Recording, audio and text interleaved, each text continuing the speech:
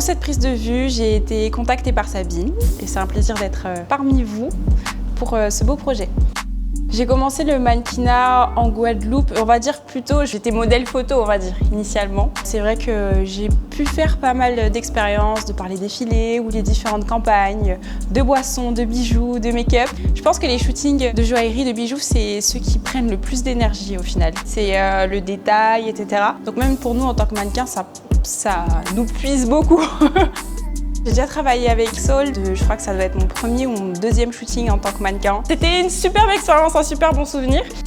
L'art me touche, j'essaye souvent de comprendre ce que l'artiste veut transmettre. Mais je pense aussi au process, je sais pas combien de temps il prend pour faire tout ça, mais ça m'impressionne. Parce que moi, du coup, je suis en contact directement avec les œuvres, je les touche, etc. Et je sens qu'il y a un travail qui, ça paraît un peu brut, mais c'est hyper précis au final. Il faut beaucoup de temps pour travailler nos cheveux et je trouve que Stéphane, il a une créativité incroyable depuis toujours. On a l'impression que c'est facile, mais pour faire tenir ça sur ma tête, j'ai des fils de fer, voilà.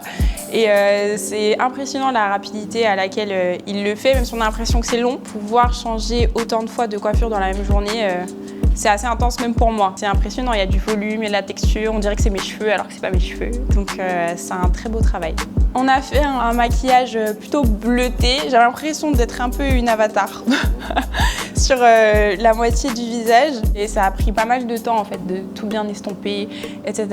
C'est pas quelque chose de facile, on dirait de l'art abstrait, mais c'est pas du tout abstrait. On a pris pas mal de temps à faire les traits, à estomper, à mettre l'ombre au bon moment, pas faire de taches. Donc bravo. Merci d'être toujours autant fidèle et de suivre les belles réalisations de l'équipe Géo et du magazine.